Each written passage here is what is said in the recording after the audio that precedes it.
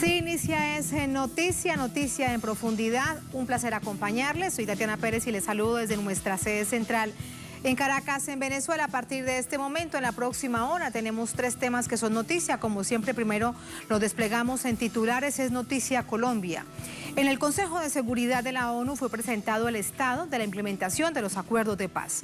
El informe cuenta al mundo sobre asesinatos de líderes sociales y de excombatientes. Al mismo tiempo, refiere el aumento de desaparición forzada, mayor presencia de grupos armados ilegales en comunidades apartadas, masacres y desplazamiento. Un panorama no imaginado tras la firma del acuerdo de paz en 2016. Se lo presentamos y lo analizamos. En Noticia Bolivia, con las imágenes, la información, dejaron el miedo a la pandemia y a las amenazas del gobierno de facto. Marcharon por cientos en La Paz. La Central Obrera, profesores, organizaciones indígenas exigen el retorno a la democracia y para ello las elecciones deben realizarse el próximo 6 de septiembre. Presentamos esta radiografía y la analizamos. En Noticia España, conocidos los resultados oficiales de las elecciones en el País Vasco, la derecha nacional y la extrema derecha trata de aguar la fiesta a los triunfadores, al Partido Nacionalista Vasco y a Bildu. ¿Cuál es la preocupación? ¿Por qué este resultado debe conectarse con el proceso independentista catalán? Vamos a revisarlo, profundizamos en ello. Noticia que así comienza. Bienvenidos, bienvenidas.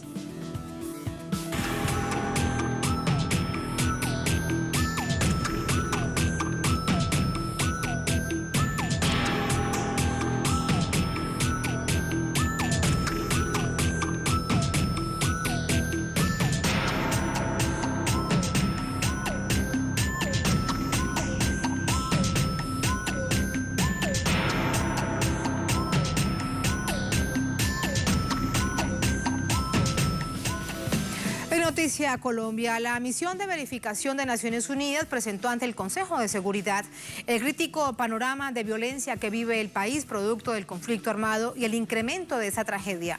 Así se catalogó en tiempos de pandemia. El llamado a las partes es apegarse al acuerdo de paz y a tomar las vías del diálogo.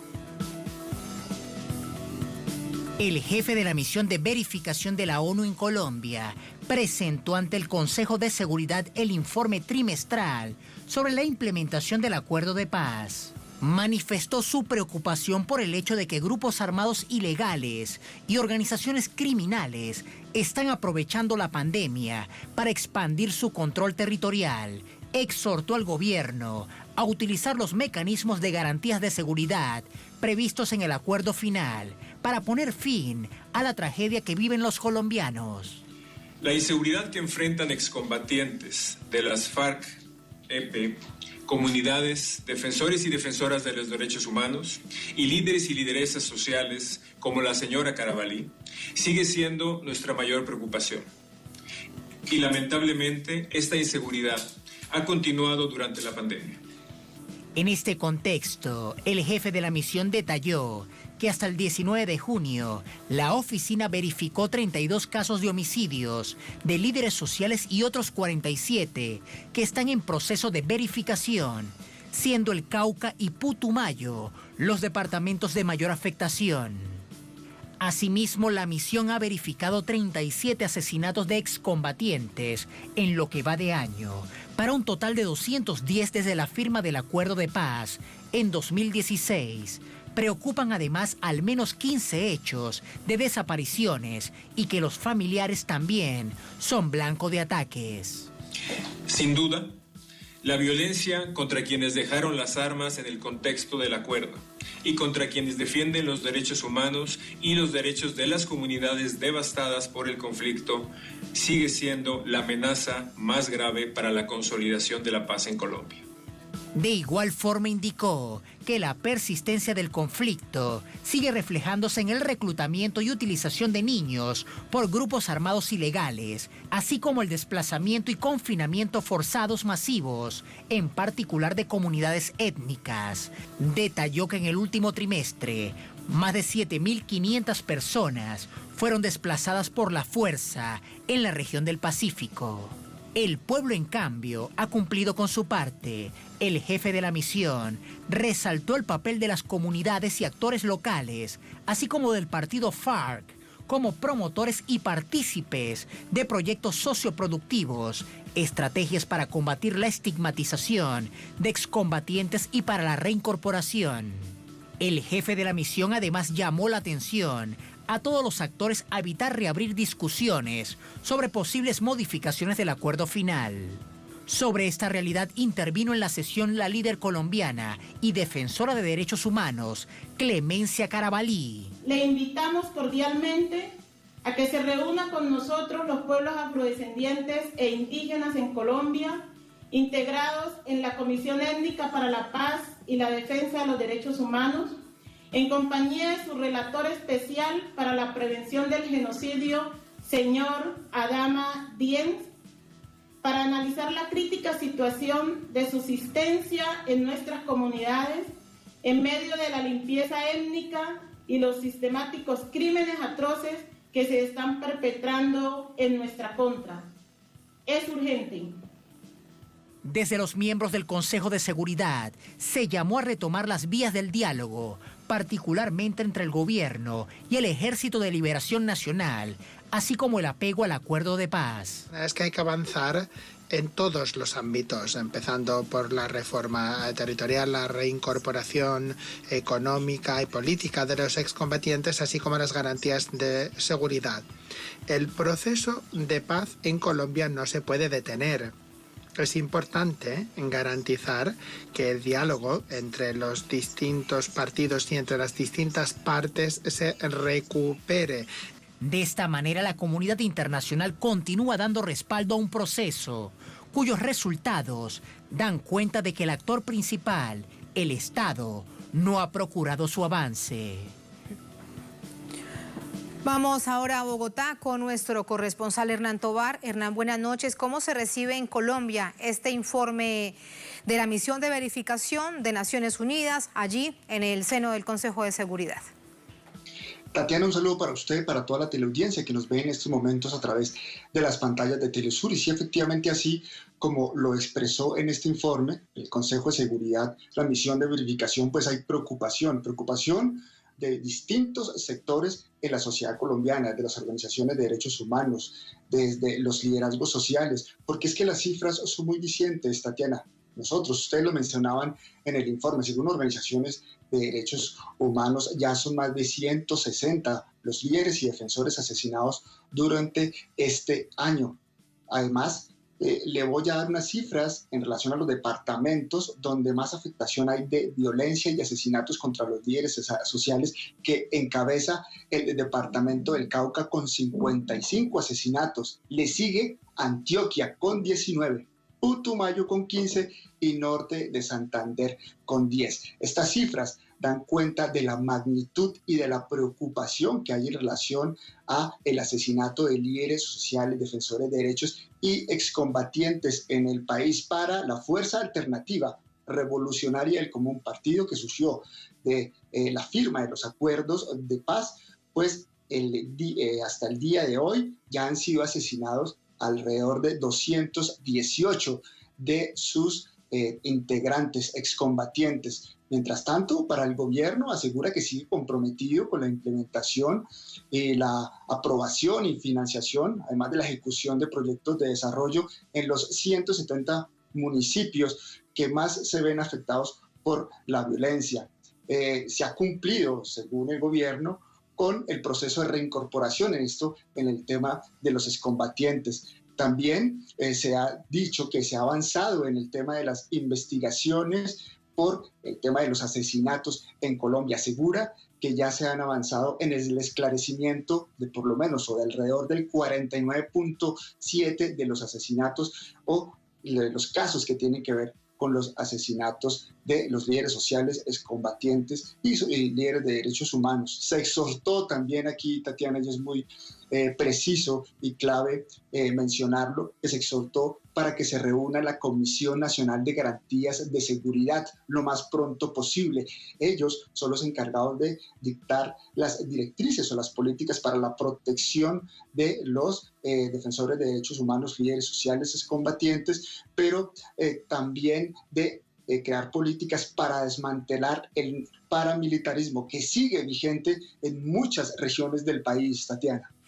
Eso es parte de lo que se exige y parte de la preocupación que hay en Colombia. Hernán, gracias. Muy buenas noches. Muy buenas noches. Vamos a entrar con el análisis. Nos acompaña para ello Carlos Antonio Lozada, él es senador por el partido FARC. Con nosotros también desde Bogotá. Senador, buenas noches. Muy buenas noches y un saludo para todos quienes están conectados con Telesur en este momento. Muchísimas gracias, senador. Es un informe que además está enmarcado en la pandemia, desde mediados de marzo hasta finales del mes de junio. En este contexto, además de las dificultades que implica la pandemia, ¿qué sabor, qué percepción les deja a ustedes como partido FARC después de todo lo dicho allí? Son casi 20 páginas que bien dan cuenta de la crudeza del conflicto armado colombiano. Bueno, nosotros tuvimos la oportunidad de reunirnos hace unos días y comentar el informe con el doctor Carlos Ruiz, jefe de la segunda misión de verificación, y le expresábamos algunos elementos que no alcanzan a ser recogidos en este informe, pero que agravan aún más y que aumentan nuestra preocupación, porque podemos señalar al día de hoy que está en el caso del departamento del Cauca y en el departamento del Tolima casi que establecido con total claridad que la responsabilidad de parte de los asesinatos que se han ocurrido en estos dos departamentos, tanto de líderes sociales como de guerrilleros, la participación por acción o por omisión de unidades del Ejército Nacional. De manera que ese es un elemento nuevo que nosotros queremos agregar y que no está recogido en este informe, porque, repito, es alguna información reciente que le transmitimos hace apenas unos 4 días al jefe de la misión. Igualmente puedo agregar otro elemento. El fin de semana estuve en una reunión con los dirigentes de nuestro partido allí en el departamento del Cauca y ellos corroboran esos informes que conocimos nosotros primero a través de la Comisión de Paz del Senado y estamos recabando pruebas para hacer esta denuncia a nivel internacional que ponen este tema de los asesinatos en otro nivel en la medida en que el gobierno se ha venido escudando en que son bandas de narcotraficantes, que son grupos armados disidentes incluso de las FARC que no están dentro del proceso, los responsables de estos asesinatos. Y como le digo, ya en este momento nosotros tenemos elementos para asegurar que en varios de esos asesinatos y en la operación que vienen haciendo esos grupos armados se esconde realmente una política desarrollada por lo menos por un sector dentro de las Fuerzas Armadas. Muy grave eso que usted nos está diciendo y lo plantea además que ya también en Colombia hay historia al respecto, por acción o por omisión de las fuerzas militares. ¿Esto qué significa entonces, por ejemplo, en el departamento del Cauca? Hay amplísima presencia del ejército, hay batallones, pero también desde el año pasado el gobierno, por orden del propio presidente, ha enviado más tropas a distintas partes del departamento del Cauca. ¿Qué significa entonces esta diferencia entre acción y omisión teniendo en cuenta este mapa tan complejo que tiene el departamento del Cauca? Bueno, es claro de que en este momento, por los informes que nosotros tenemos, por denuncias de las comunidades y ahora por información de la propia dirección de nuestro partido allí en ese departamento, que esos grupos denominados disidencias vienen actuando libremente, que no están integrados algunos de ellos, como asegura el gobierno, por exguerrilleros que se apartaron del proceso de paz, sino que es gente desconocida con armamento nuevo que ha llegado a esos territorios, que viene operando a nombre de las disidencias, pero que en su accionar, en sus movimientos y en su permanencia la mantienen, digamos, muy cerca de las patrullas militares, lo que nos indica a nosotros, que conocemos el actuar de la fuerza pública en esos territorios, de que hay una connivencia y hay una complicidad del Ejército Nacional con la operatividad de algunas de estas llamadas bandas criminales o grupos de disidencia. Eso, como señalaba, es un elemento nuevo que complica y hace más compleja aún esta situación, porque evidencia que hay sectores dentro de las Fuerzas Armadas que están vinculados en ese genocidio sistemático contra los líderes sociales y contra los exguerrilleros firmantes de la paz. Muy grave esto. Y las denuncias ante la Fiscalía, ante las autoridades competentes.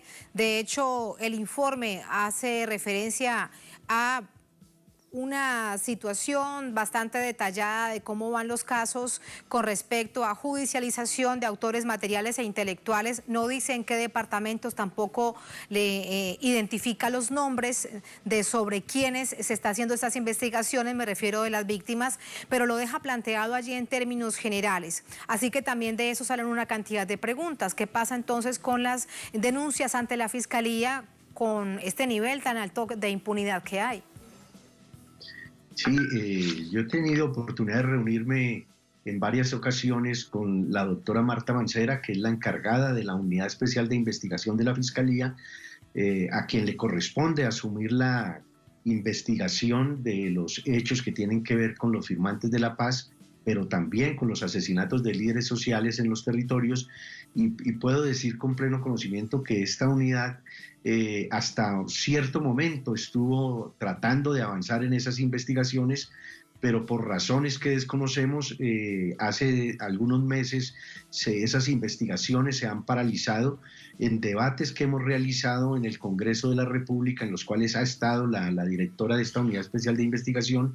El gobierno, a través de ella, ha transmitido unas cifras que no se corresponden con la realidad, puesto que hablan de esclarecimiento de los hechos en un porcentaje muy elevado del 49%, y eso no corresponde a la realidad, puesto que se trata apenas de indicios y de sindicaciones y no de condenas. Judicialmente nosotros sostenemos que el esclarecimiento del hecho se da cuando ya hay la condena, no solamente contra los autores materiales, sino también con los autores intelectuales, y hasta ya no se ha avanzado, apenas en unos casos muy pocos, de manera que allí hay una manipulación, una desinformación en esas cifras. En unos 2 o 3 casos que estuve analizando con la doctora Marta Mancera, esta unidad había logrado avanzar en el sentido de que no solamente se había capturado a los responsables, sino que avanzando en la investigación se encontraron elementos para vincular en estos asesinatos a las autoridades civiles y militares de ese municipio. Estoy hablando en el caso de Peque, en Antioquia, donde fueron asesinados hace 2 años 2 integrantes de nuestro partido en plena campaña electoral, pero además el vínculo de esas autoridades civiles y militares con el narcotráfico y la existencia de cultivos ilícitos allí en esta zona, de manera que ese es un caso que en pequeño muestra la complejidad, y que si hubiese voluntad política por parte del Estado colombiano, permitiría ver que no se trata simplemente de operación de grupos irregulares, sino de un entramado que vincula la existencia de castas políticas y de mafias que configuran, digamos, ese fenómeno paramilitar que el gobierno trata de reducir únicamente a los grupos armados, pero que realmente tiene la existencia de intereses económicos y políticos que tradicionalmente han gobernado en los territorios en Colombia. Esto que usted nos está contando también es de altísima gravedad, y cuando nos preguntamos sobre los autores intelectuales, entonces allí estaría la respuesta. Usted dice que desconocen por qué se han ralentizado las acciones de investigación, de judicialización dentro de este departamento de la Fiscalía, pero se lo planteo también a manera de reflexión. Allí entonces está la respuesta. Correcto. Aquí en Colombia hay poderes económicos y políticos muy poderosos que no están interesados en que esas investigaciones avancen, y uno llega a creer que en la medida en que se comenzó a hacer una investigación de contexto de los hechos, presiones políticas seguramente e intereses oscuros que se mueven al interior de la Fiscalía y del Estado colombiano impidieron que se siguiera avanzando, digamos, en ese análisis de contexto de los hechos, que sin lugar a dudas es lo que llevaría a determinar, digamos, responsabilidades políticas e intelectuales en todo esto que viene ocurriendo hoy en día luego de la firma del acuerdo. Senador Lozada, ¿tiene que ver este bloqueo en las investigaciones, el no avanzar con la llegada del nuevo fiscal, con la llegada del señor Barbosa como jefe de la Fiscalía? Bueno, pues curiosamente coincide en el tiempo esto que yo le estoy diciendo. La última reunión que yo sostuve con la doctora Marta Mancera fue precisamente unos días después de que asumió el nuevo fiscal y ella fue nombrada como vicefiscal encargada, y a partir de allí puedo asegurar con toda responsabilidad que comenzaron a detenerse, digamos, los avances en las investigaciones. E incluso en esa última reunión que tuve con la doctora Marta Mancera nos aseguró que muy pronto se iban a conocer resultados, y han transcurrido ya varios meses y seguimos a la espera de esos resultados en otras investigaciones y denuncias que nosotros como partido hicimos ante la Fiscalía, y que tienen que ver con procesos de estigmatización y de sabotaje a la campaña electoral de hace 2 años, con pruebas contundentes de responsables que sin lugar a dudas tienen vínculos con unidades de la inteligencia militar desde antes que se firmara el acuerdo, es decir, cuando estábamos todavía en la confrontación, y desafortunadamente esas investigaciones se paralizaron y al día de hoy no conocemos avance en esas investigaciones. Bueno, pues está allí parte de la respuesta de la opinión pública. Quienes nos ven sacarán su propia conclusión. ¿Hay algo de lo que plantea, de lo que dice y reseña este informe que llama la atención de la misión de verificación en Colombia de Naciones Unidas, y es la desaparición forzada de líderes sociales y también de excombatientes de las FARC? ¿Qué información tienen ustedes con respecto a ello? Porque plantea una novedad, no se conocía de una situación tan grave que quede planteada en este informe ante el Consejo de Seguridad de Naciones Unidas. Sí, efectivamente, no se trata solamente de asesinatos, sino que también hay un escenario muy complicado de amenazas, de desapariciones y de desplazamientos forzados. Apenas en la noche de ayer sucedió un hecho muy cerca a Cali, la capital del Valle del Cauca, un centro donde se encontraban un núcleo de compañeros nuestros adelantando el proceso de reincorporación.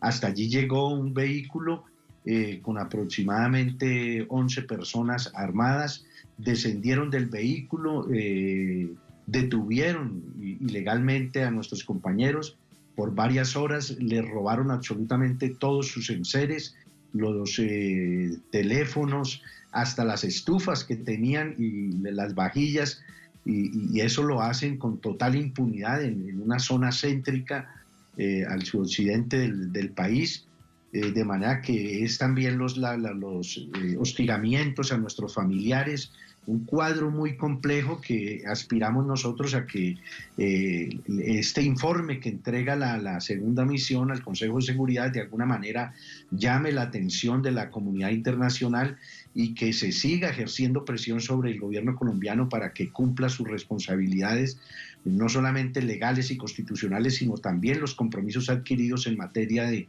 garantías de seguridad para quienes hicimos dejación de las armas y las comunidades que habitan esos territorios donde tradicionalmente ha estado desarrollándose el conflicto en Colombia. Toda una deuda por delante en el marco de compromisos del Acuerdo de Paz de 2016.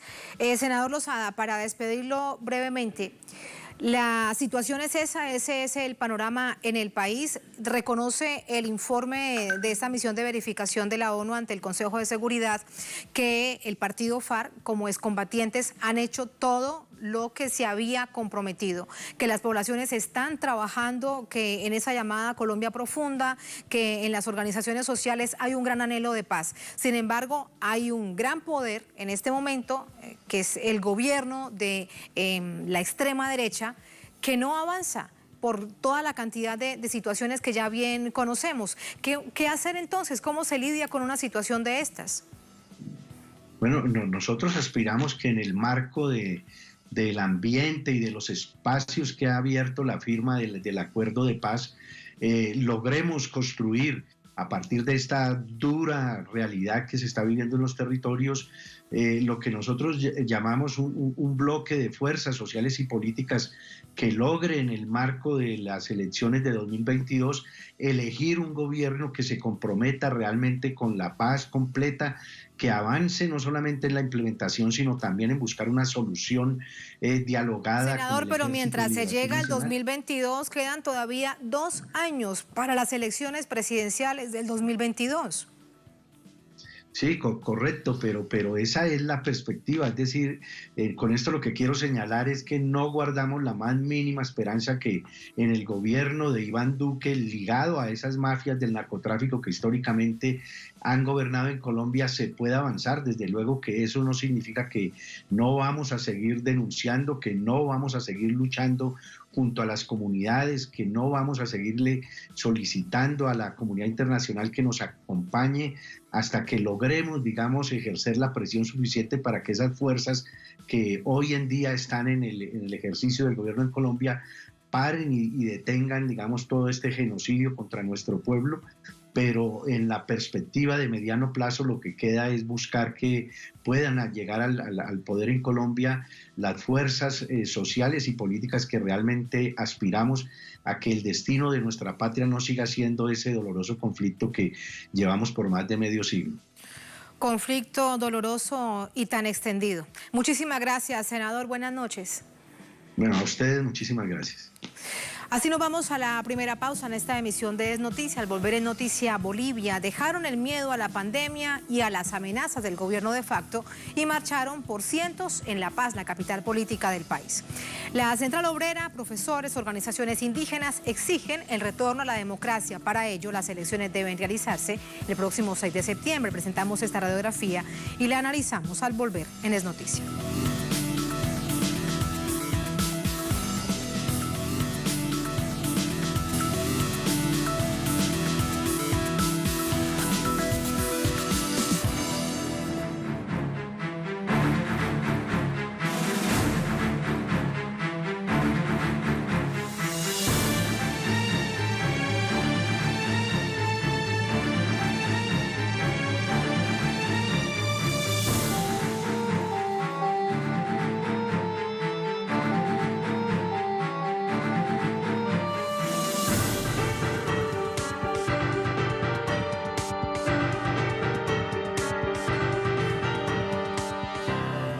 En Noticia Bolivia, a pesar del peligro latente que representa la pandemia del coronavirus y de las amenazas del gobierno de facto, miles de personas salían a las calles en La Paz para manifestar su rechazo al ejecutivo impuesto que dirige el país desde el pasado mes de noviembre.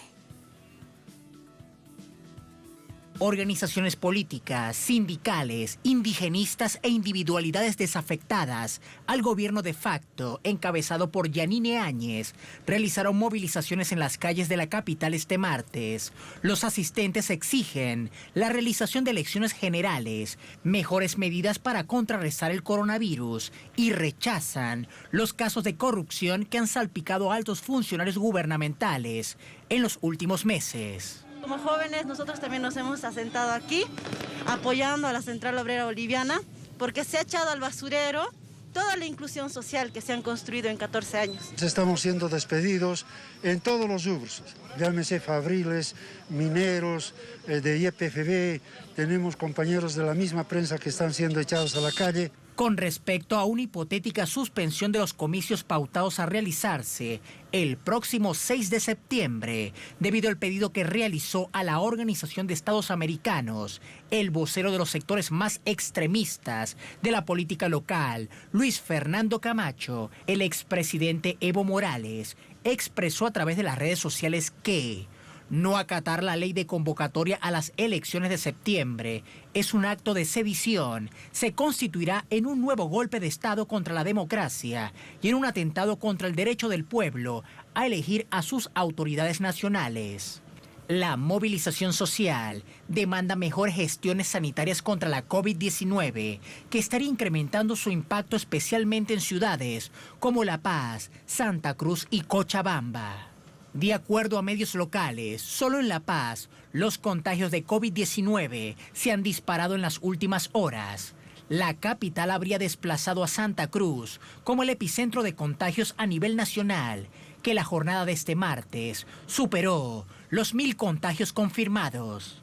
A esto se suman las sistemáticas denuncias realizadas por la oposición en relación a escándalos de corrupción, donde incluso la presidenta de facto se ha visto involucrada por haber adquirido un inmueble en más de $100.000 el pasado mes de marzo. El gobierno de facto instalado en Bolivia desde el 11 de noviembre del año pasado arribó ilegalmente a la institucionalidad fruto del golpe de Estado ejecutado contra Evo Morales, donde la Organización de Estados Americanos jugó un importante papel como factor de desestabilización al haber desconocido la victoria del MAS con más del 50% de los votos, lo que hubiera obligado a la realización de una hipotética segunda vuelta que por haberse roto el hilo constitucional jamás se realizó. Vamos a entrar con el análisis. Nos acompaña para ello Manuel Mercado, es analista político, especialista en comunicación política. Desde La Paz está con nosotros. Manuel, ¿cómo le va? Muy buenas noches. Buenas noches, un saludo muy grande para ti y toda la gente que nos sigue a través de Telesur. Muchísimas gracias. Decíamos en titulares y antes de la pausa, Manuel, que han decidido salir venciendo el temor a la pandemia, es decir, el temor a un contagio, que han decidido salir además en medio de las amenazas del gobierno de facto, particularmente del ministro de gobierno de facto, el señor Murillo, que permanentemente amenaza a la gente que sale o que intenta salir a protestar. ¿Cómo entendemos entonces ese dejar el miedo para hacerlo ahora y de esta manera tan masiva? Bueno, yo creo que las movilizaciones del día de hoy marcan un punto de inflexión dentro de la dinámica política que estamos viviendo ya desde hace varios meses acá en nuestro país. La campaña de miedo que ha desarrollado el gobierno de Yanine Áñez está en un punto en el cual parece y ya no va a tener el impacto que se tenía en los primeros meses, después de las masacres de Sacaba y la masacre de Cercata, y tampoco va a tener suficiente impacto como para evitar que los sectores populares lleguen a una dinámica de rearticulación. Lo que estamos viendo a través de esta movilización es una clarificación en gran medida de los campos políticos.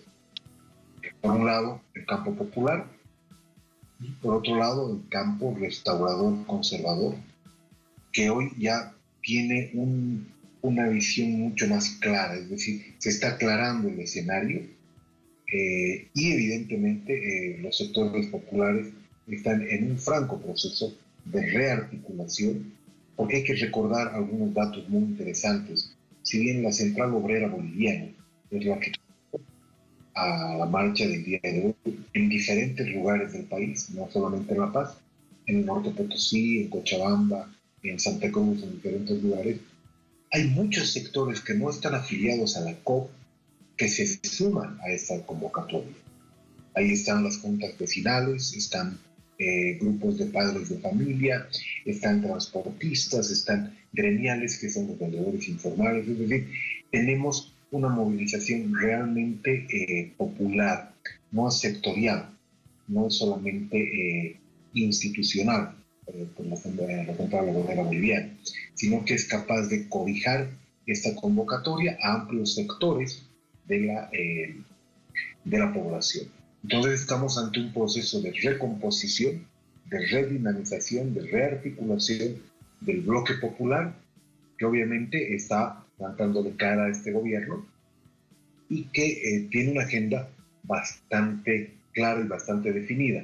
Evidentemente estamos ante un momento de agotamiento de la política del miedo por parte del gobierno de Yanine Áñez. Y cuando usted dice que se aclara el panorama, ¿a qué hace referencia? Comprendemos con claridad que es sobre el gobierno que está en este momento, con un gobierno de facto acompañado por los golpistas desde el primer momento, aunque algunos que han prácticamente desaparecido de los radares, por lo menos desde la visión pública. ¿A qué se refiere usted entonces con ese gobierno que se aclara el panorama? Se aclara el panorama en la medida que con mucha mayor precisión se puede identificar cuáles son los sectores que están contrarios a este gobierno y cuáles son los intereses y las estrategias que maneja este gobierno, que evidentemente surge de un golpe de Estado. Entonces, este tipo de elementos empiezan a darle claridad al escenario político ideológico. Evidentemente, si tenemos los sectores populares movilizados en contra de este gobierno, vamos a ver que son otros sectores más vinculados a cierto tipo de intereses de clase los que están siendo interpretados por este gobierno. Es decir, ya no tenemos esas ambigüedades que quizá en los primeros días, en noviembre, diciembre del anterior año, enero, febrero, bueno, especialmente el mes de enero, se tenían dentro del discurso gubernamental. Recordar que el 24 de enero la señora Yanine Áñez, que se proclama presidenta, ella entra en un rol de candidata para un escenario político electoral, lo cual desdibuja plenamente todo el escenario en el cual nos estábamos moviendo. Y un gobierno de transición deja de ser un gobierno de transición para ser un gobierno que en realidad está en campaña electoral. Entonces, son todos esos elementos los que se empiezan a clarificar. Muy importante, sí, muy interesante esto que usted nos está diciendo, entendiendo los actores políticos y sociales cómo se van moviendo. Aquí hay algo además de lo que quiero también conocer su análisis, y es la Central Obrera Boliviana. Hoy se une con todos estos sectores que además usted describe en esa radiografía que nos ofrece, pero también es importante recordar que al momento del golpe al presidente Evo Morales, uno de los sectores que le quitó el apoyo y que había sido baluarte en el proceso de construcción de la revolución en el país había sido los referentes de la Central Obrera Boliviana. ¿Qué es lo que sucede entonces ahora? ¿Cómo entendemos esto y esa cercanía con estos otros sectores populares? Justamente por eso hacía referencia a que se marca un momento de inflexión dentro de la recomposición política que estamos viviendo en nuestro país. Porque la Central Obrera Boliviana tuvo esa actitud bastante confusa, por decirlo menos, en octubre, noviembre del pasado año, pero ya mostró una mayor claridad algunos meses atrás, poniendo una posición bastante crítica contra el gobierno de Yanine Áñez, pero hoy se moviliza de manera masiva y, lo más importante, logra ser el eje de articulación alrededor del cual se ordenan otros actores del campo popular. Entonces, clarifica su posición, entendiendo que la Central Obrera Boliviana históricamente siempre ha estado del lado de los intereses populares, pero esa situación se vio muy observada en octubre-noviembre. Hoy retomamos claramente esa posición por parte de la Central Obrera Boliviana. Entonces es una recuperación del campo popular de uno de sus principales actores. Pero por otro lado también nos plantea una serie de posibilidades, de potencialidades, porque la Central Obrera Boliviana sale con claridad también a plantear junto con los otros sectores elecciones. Es decir, hay una apuesta del campo popular y de todos estos sectores y estos actores por una vía electoral y una vía democrática, porque todavía está muy presente en el escenario político boliviano la posibilidad de que se den salidas no democráticas antes y después de las elecciones. Es decir, tenemos que reconocer también de parte de esta movilización popular una claridad en términos de propuesta. Y su propuesta es salida democrática y salida electoral, porque pide la ratificación también del 6 de septiembre como fecha definitiva para elecciones nacionales. Ese, de hecho, es el punto que los convoca de manera principal a justo la movilización de hoy. Elecciones que no se posterguen, que sean el próximo 6 de septiembre. Manuel, muchísimas gracias por este análisis, muy interesante. Este es el pulso que se le toma al país en este momento y ahí la interpretación de esta gran movilización de hoy. Muy buenas noches. Buenas noches, un saludo a todos. Muchísimas gracias. Así nos vamos a la segunda, última pausa en esta emisión de Noticias. Salimos de las fronteras de América Latina, nos vamos a España. Conocidos los resultados oficiales de las elecciones en el País Vasco, la derecha nacional y la extrema derecha tratan de aguar la fiesta a los triunfadores, quienes son Partido Nacionalista Vasco y Bildu. Pero ¿cuál es esa preocupación? ¿Por qué este resultado además debe conectar con el proceso independentista catalán? Vamos a analizarlo al volver en Es Noticia.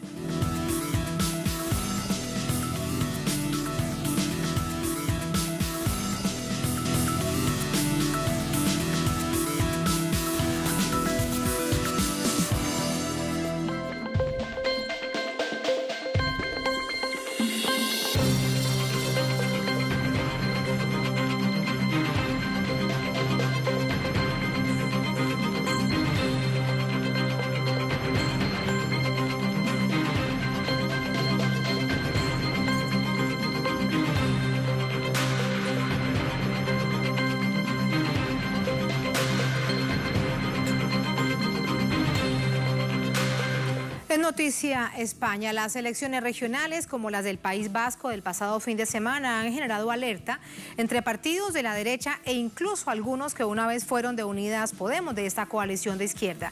Vamos a ver ese panorama que pudiese indicar que algo está cambiando desde las regiones autonómicas de esta nación ibérica. En un hecho sin precedentes, el Partido Nacionalista Vasco, presidido por Andoni Ortúzar, se alzó con la victoria en País Vasco en las elecciones regionales celebradas ese domingo en las comunidades autónomas españolas de Euskadi.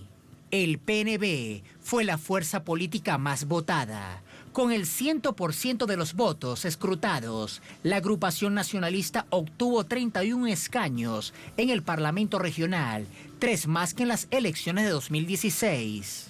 Aunque esto no le garantiza la mayoría absoluta, el resultado muestra un cambio de panorama en la escena política de los últimos años. La formación independentista Euskal Herria Bildu, EH Bildu, se mantiene como segunda fuerza política, con 22 parlamentarios, 4 más que en el mandato precedente. Otras agrupaciones que garantizaron su presencia en el Parlamento de esta comunidad del norte de España fueron el Partido Socialista de Euskadi, PSE-EE, con 10 escaños, y el Carrequín Podemos, con 6 escaños. Íñigo Errejón, quien formó parte de Unidas Podemos, al hablar de los resultados a través de su cuenta Twitter, expuso: sin nostalgia, toca pensar hacia adelante. La alternativa popular será confederal y plurinacional, o no será. Pablo Iglesias, vicepresidente segundo del gobierno de España y líder de Podemos, expresó, una vez conocidos los resultados, que su partido había sufrido una derrota sin paliativos. También manifestó: nos toca hacer una profunda autocrítica y aprender de los errores que sin duda hemos cometido. Sin embargo, se activó una reacción alarmante en el liderazgo de la derecha. Pero hay algo más dramático que nos tiene que hacer reflexionar. Y es que Bildu tiene más parlamentarios que todas las fuerzas de representación nacional juntas y sumadas.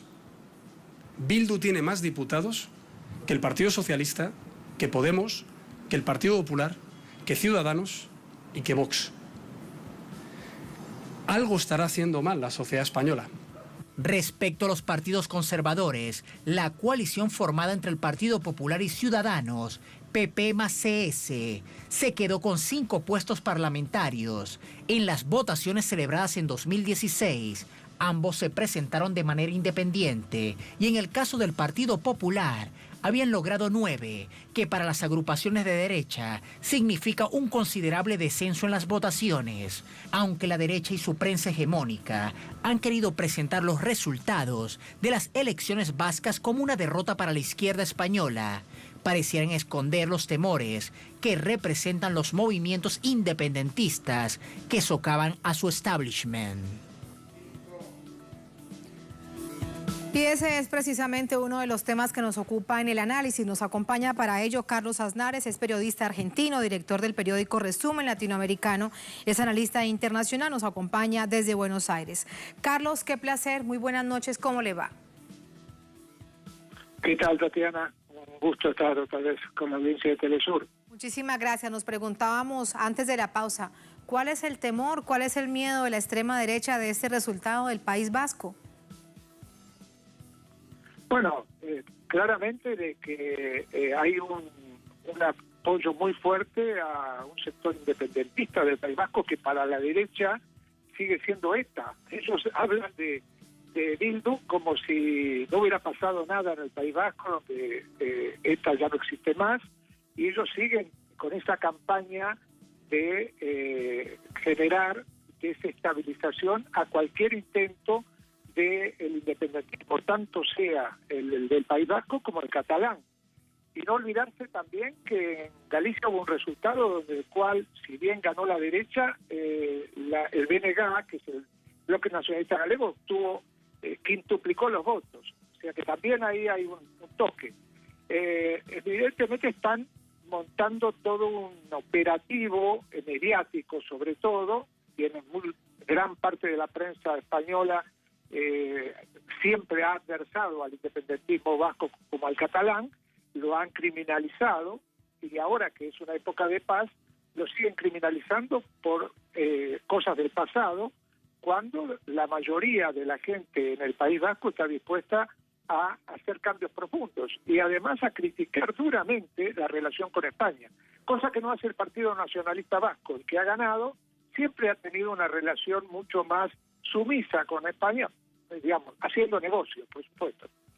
Bueno, y este es el resultado. El PNV, el Partido Nacionalista Vasco, 31 escaños, el partido que más puestos ha logrado. Segundo, Bildu con 22, el PSE con 10, Podemos con 6, de allí que todos los titulares se vayan es precisamente contra la coalición de Podemos, que además está en el gobierno, por los populares y ciudadanos 5 y Vox 1. Y el Vox 1 sí que ha tenido grandes titulares, así que esto llama profundamente la atención. Pareciese que también se están enfilando hacia buscar cómo afectar al gobierno nacional en funciones.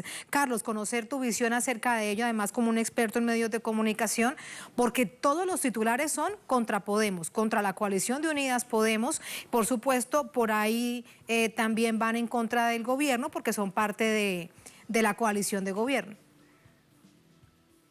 Sí, evidentemente Podemos ha retrocedido en votos, de alguna manera hay un castigo a las posiciones, tanto en el País Vasco como en Cataluña, las posiciones de Podemos estaban muy lejos de ser, de permitir o de apoyar una posición independentista. Siempre tuvo una posición más españolista, para decirlo. Pero desde la derecha se cargan las pintas contra Podemos porque evidentemente quieren desplazarlo del gobierno que comparte con el Partido Socialista. En realidad, pegarle a Podemos es pegarle al PSOE, es tratar de demostrar que el PSOE hace malos negocios, da las alianzas políticas y que para eso se ofrece el PP nuevamente como una alternativa. Por eso el PP está y la prensa lo está agitando, el PP está mostrando el triunfo de Galicia casi como un triunfo nacional, cuando el PP ha ganado siempre en Galicia, o sea, la derecha siempre ha gobernado en Galicia, lamentablemente para los gallegos, porque siempre los ha sumido en mucha pobreza, ¿no? Sí, y en los últimos años ha sido una de las regiones que más ha sido golpeada por la crisis económica y por esa llamada austeridad que venía además arrastrada del PP. Decía Pablo Casado en su comparecencia que algo mal debe estar haciendo la sociedad española, específicamente sobre el País Vasco. Uno se pregunta, ¿o algo bueno estará haciendo la sociedad española? Porque además de una perspectiva independentista, también tienen claridad sobre el cambio climático, sobre el intento del regreso de bienestar perdido de esta Europa de los años 80. Así que allí también quiero preguntarte sobre esa plataforma política que ofrecen estos partidos de izquierda. No, bueno, primero hay que decir, reiterar que Euskal Herria no es España ni Francia. Esto es algo que los españoles de derecha no digieren, pero esto cada vez cobra más fuerza como la cobra en Cataluña. Y por otro lado, siempre el independentismo vasco ha tenido posiciones de izquierda real en el sentido de ser ecologista, de ser feminista, de pelear por el socialismo. La consigna más clara del independentismo es independencia y socialismo. Independencia para independizarse de quienes lo invadieron en su momento y socialismo para construir un socialismo ya más de estilo socialdemócrata, no un socialismo radical, pero eso es indigerible para la derecha y yo te diría que también para sectores de centro derecha como los que representa el PSOE. No nos olvidemos que el PSOE fue de la mano de Felipe González el que creó una organización terrorista e ilegal, obviamente, llamado GAL, para matar vascos, de lo cual hace muy poquito se seguía jactando el señor Felipe González. Y en ese sentido, la sociedad vasca se está dando cuenta de que es la hora, como la sociedad catalana, y de la mano de la sociedad catalana, la hora de ir rompiendo amarras con quienes hasta el presente han, yo te diría, que vivido de la economía vasca y a la vez reprimiendo a cada uno de los intentos de la oposición contra esa política de centralismo español contra el pueblo vasco. Así es como debe entenderse este resultado. Me queda algo por preguntarte, Carlos, y tiene que ver con esta remembranza que haces, que de hecho llama mucho la atención sobre el expresidente del gobierno, Felipe González, porque está la investigación, se destapa el escándalo, pero dura solo un día. Y es algo absolutamente grave que debería avanzar, pero fue titular de un día en España. Sí, sin embargo, cada vez que Felipe González arremete contra el legítimo gobierno de España, ahí le dan mucha prensa. Tanto a Felipe González como al rey español Juan Carlos, el ex rey, metido en cuanto negocio ilegal haya habido en el país y en toda Europa, evidentemente la prensa lo sigue protegiendo. Y en ese sentido, el señor González es realmente un hombre que debería estar preso, porque formar y dirigir una organización terrorista delincuencial que asesinó ya no a militantes vascos solamente, sino a inocentes personas que vivían en el País Vasco y que no estaban en ETA ni eran miembros de la izquierda independentista, y sin embargo el señor González anda por todo el mundo dando conferencias y es protegido por el establishment, por el sistema, por los poderes fácticos españoles. Y esto es lo que no le perdona a los vascos, porque los vascos siempre, por lo menos la izquierda independentista, incluso el PNV, el Partido Nacionalista Vasco, siempre lo han marcado a fuego como un hombre que metió sus narices muy mal en el País Vasco porque la metió como terrorista. Estado, nada más y nada menos. Nada más y nada menos, y va por el mundo dando cátedra y además lecciones de moral. Muchísimas gracias, Carlos. Un placer como siempre. Buenas noches.